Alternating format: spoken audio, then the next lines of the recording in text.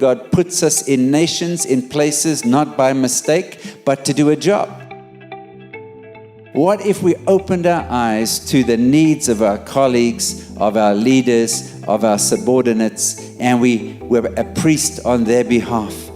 Welcome to the Repurposing Business Podcast. My name is Lyn Johnson. And I'm Lyn Johnson. And we're going to be talking about how to get our business into God's business.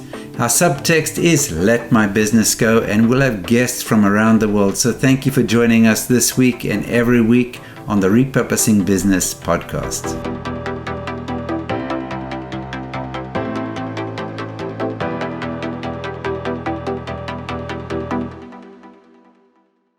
Welcome to the Repurposing Business Podcast. My name is Lyn Johnson. And I'm Lyn Johnson. Today we're going to talk about this question of how do you identify the needs of a customer? Needs have changed. People's perceptions of what is important to them has really gone through quite a change with the COVID crisis, the coronavirus, people sheltering at home. And so many people are wondering, when I go back to work, when I go back to business, what am I going to find out there? Am I even going to find a business? Yeah, that's true. Yeah. So with the customers, there's potentially new customers. As we've discussed before, you could come out of this with a different type of business.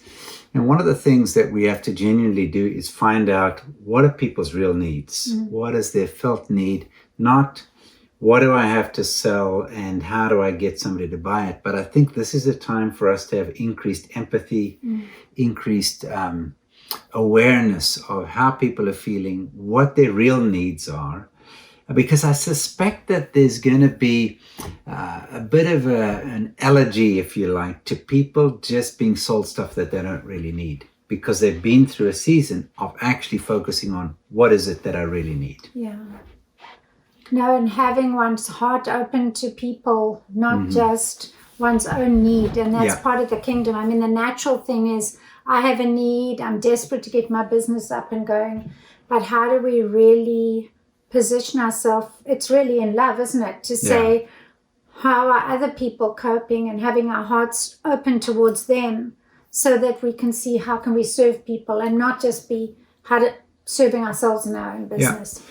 So we talked in an earlier episode about some companies that are switching what they're doing. So luxury goods manufacturers that are making hand sanitizers and stuff like this. But we want to go beyond that and actually get down to two questions. What is it that I really want to do? Who am I? And what do I really want to do with my life going forward? Do I want to just kind of stay on the treadmill of doing the same old? Or am I made for a bigger purpose? Is there something that more aligns with the way that I'm wired? And then secondly, who is it that I should be serving? I remember many years ago, I was asking God, how do I have a predictable stream of income for the Institute? Wouldn't that be a nice thing to have? Yeah, and we've been through a season, where we'd had some good clients and good income. But you're always asking, wouldn't it be great if I knew that I would get 100 orders or 10 orders or 1 order a month for something? And so I was asking God, how do I get a predictable stream of income? And for 3 days, there was no answer, nothing. And eventually I said, God, you haven't answered my question. And he said, it's the wrong question. The question is, who do I want you to serve? Yeah. So Lyn, one of the things that we talk about when we're talking about how do you speak to people, how do you interact with them, is this concept of asking good questions. And I'm going to get to that in a moment. I was just actually doing a bit of research, and the Salesforce research university, whatever, put out 10 questions you should ask. And then there's another guy who's got 100 questions. I can share those with you. They all tend to be focused around, does this person need my product? What are the objections to them buying my product? Who's their current vendor? Are they willing to change the vendor? Yes, what's their long-term objective and their short-term objective? But it's all geared towards making a sale. Yes.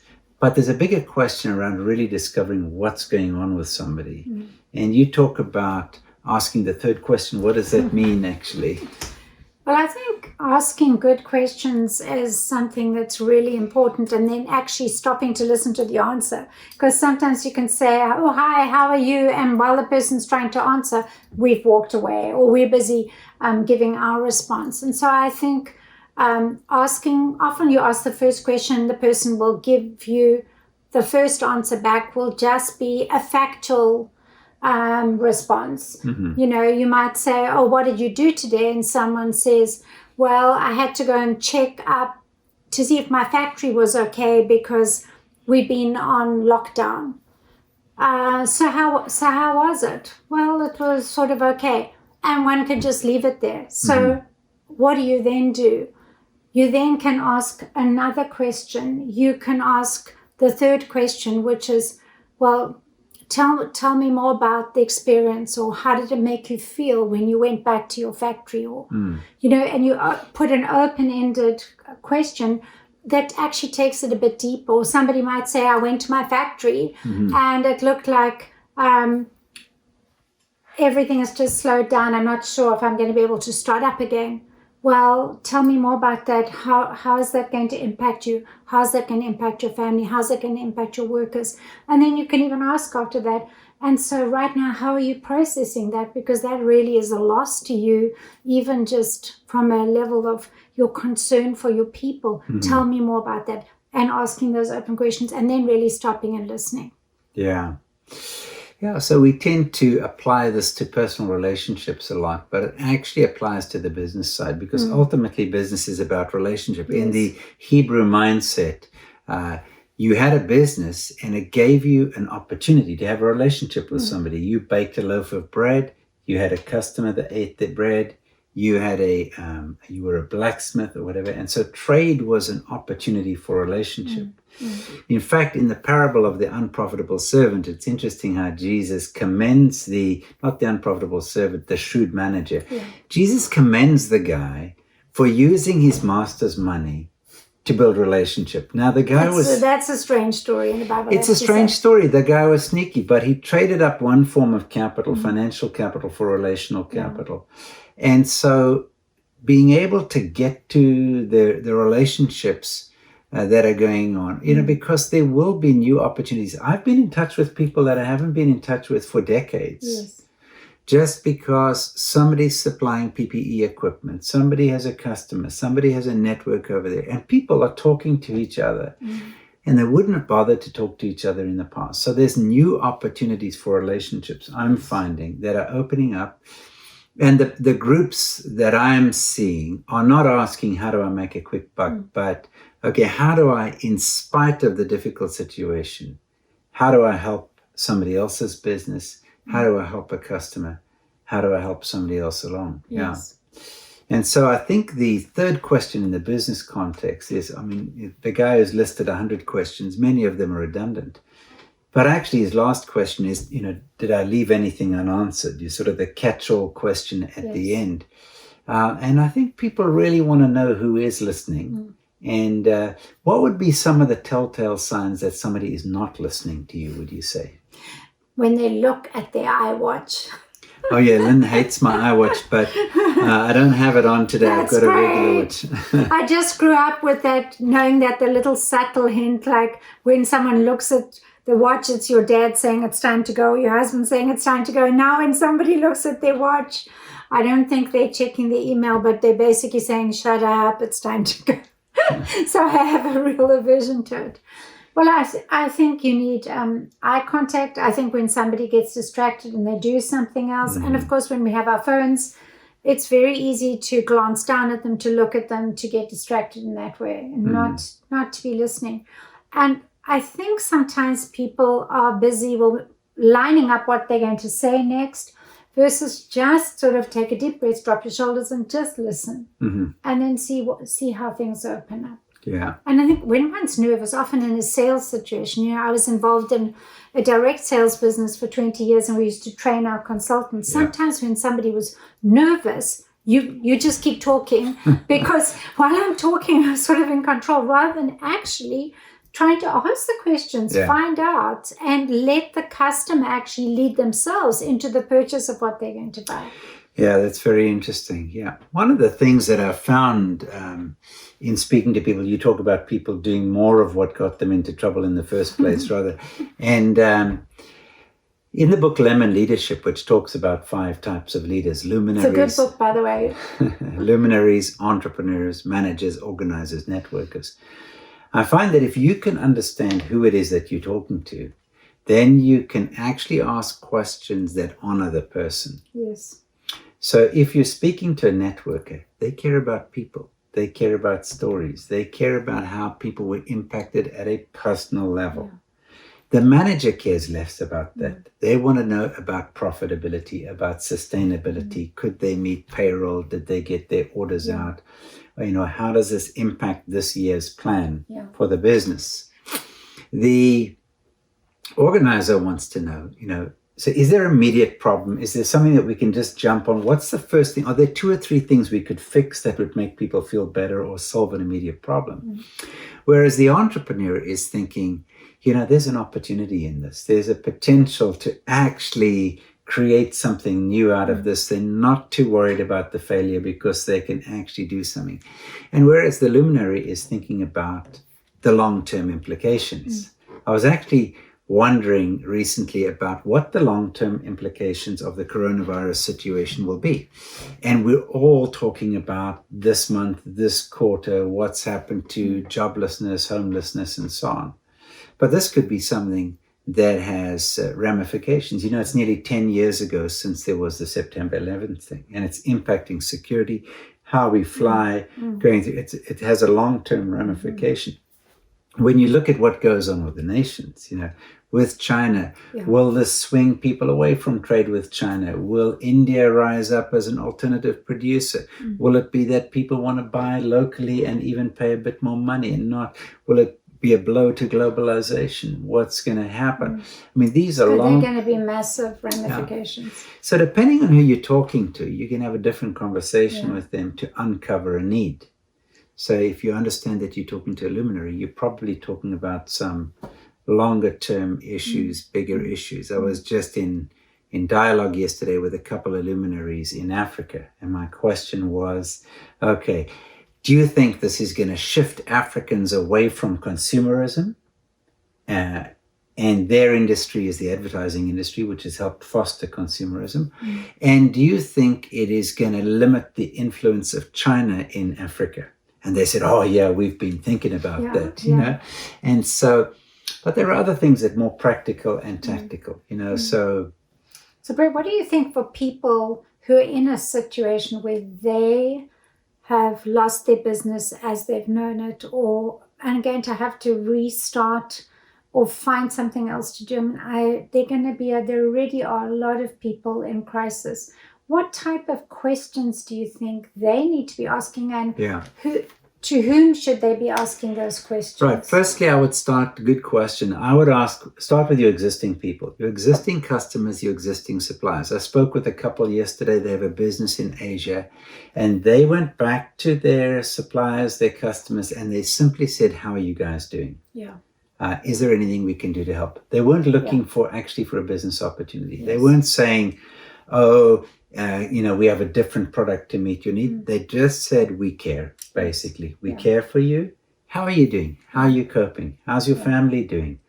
Are you sitting with a lot of inventory? What's happened to you? Is there anything we can do to help? Now, actually, they can't meet the needs of all of those people. But what those people are hearing is, these are trustworthy people. Yes. They care about me. They care about who I am. And they care more about me than I thought. Yes. And so I think doesn't matter what line of business, just checking in with people. How are you doing? Yeah. How are you getting on? How's your family feeding? Is everybody well? And so we have friends who've had COVID-19 and check in with them, how they're doing, how's their breathing, how's their family coping. And these are just questions that... just the general I care questions. I've been thinking about social media with regards to that, because there's a lot that can suck one in on social media of watching entertaining things or silly things.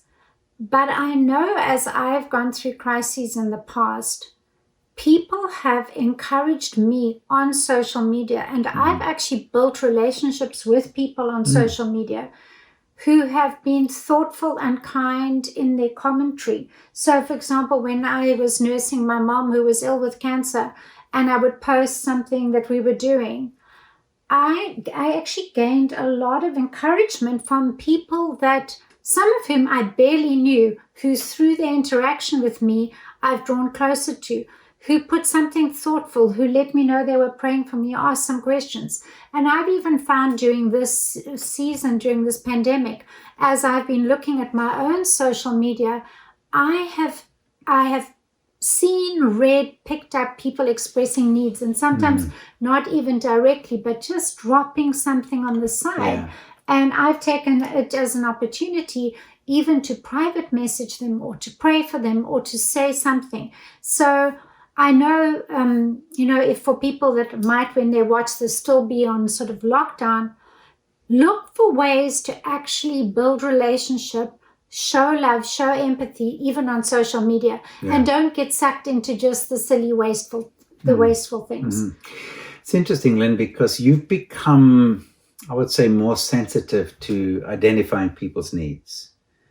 And look, I think, you could say, well, you're going overboard, you're just going for the touchy-feely stuff. But actually, in a business context as well, you can actually pick up on what's going on behind the scenes if you develop that as a practice. And you can start in small ways. So recently, for example, you were going through the checkout in South Africa. What happened there? I just saw the woman that was checking me out just sort of put her hand on her head, just that little movement. And so I asked her, or she put her hand on her shoulder, I think it was. I asked her, are you okay? Just while I was getting my credit card out. And she indicated that she had a lot of pain in her shoulder area. So I just quickly said to her, may I pray for you? And I just quickly prayed for her. And the other people are standing in the queue behind me. And immediately the pain went, and God is good. And she said, could I have your number? I gave her my number. She texted me that evening and she said the night before that she'd asked God, if you're real, can you please show me that you're real? And right then and there, he healed her. And so I think just watching and being attentive just to small things like that.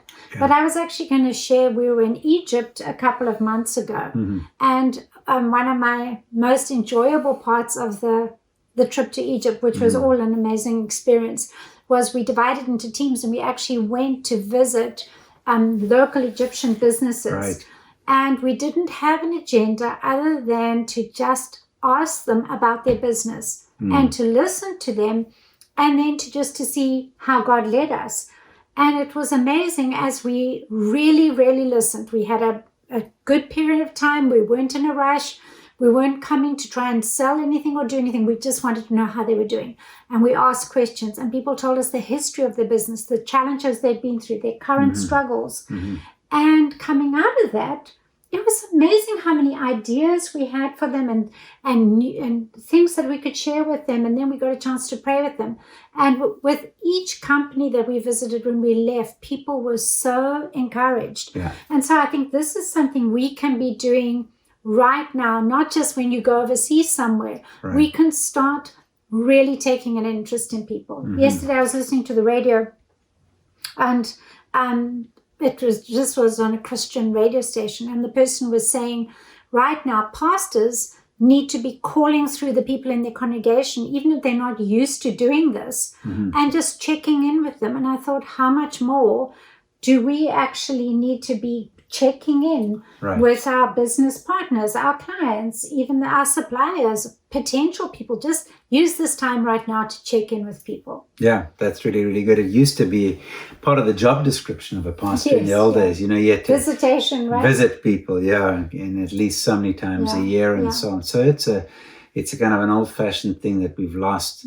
Jesus said it's better to give than to receive. How does that apply in this kind of situation? You might be thinking, but Jesus, I need income. I need sales. I need customers. I need revenue. Well, maybe flip it around and say, okay, Jesus, who can I send to somebody else? Somebody else needs revenue. Somebody else needs a customer. Where can you use me to give away a customer, to connect somebody with somebody else?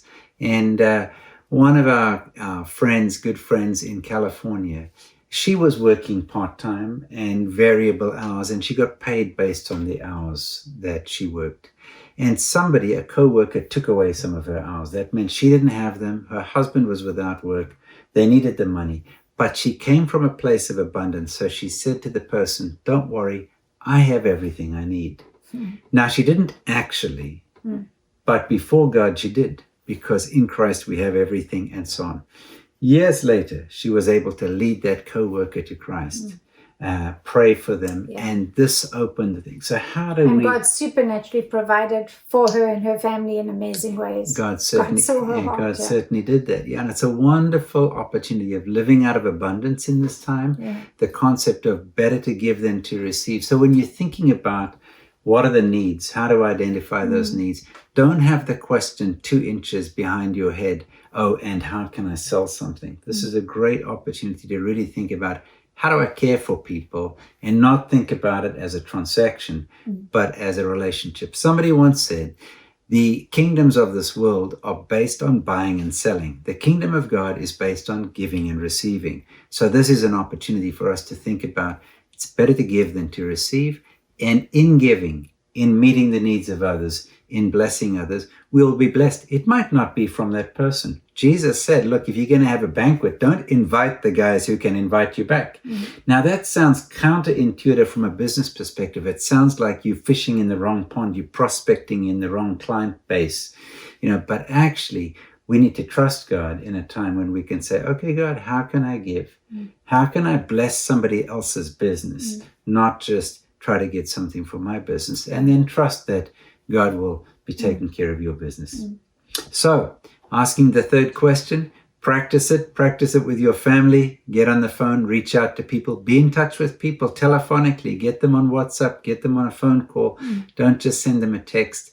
Reach out, have a conversation, find out how people are doing, find out if you can at least pray for them, and perhaps you can flow through a client, a customer, an opportunity. It might just be an idea, it might be a prayer, might be something that you could speak into their business. Why don't you do this this coming week, and we will see you on our next session. BrettJohnson.biz. She always remembers. BrettJohnson.biz. Check it out and invite your friends to follow this podcast and to check out the resources that we have. Thanks for joining us, and we'll be posting those lists of questions you can ask up on the website. Thank you so much. Goodbye.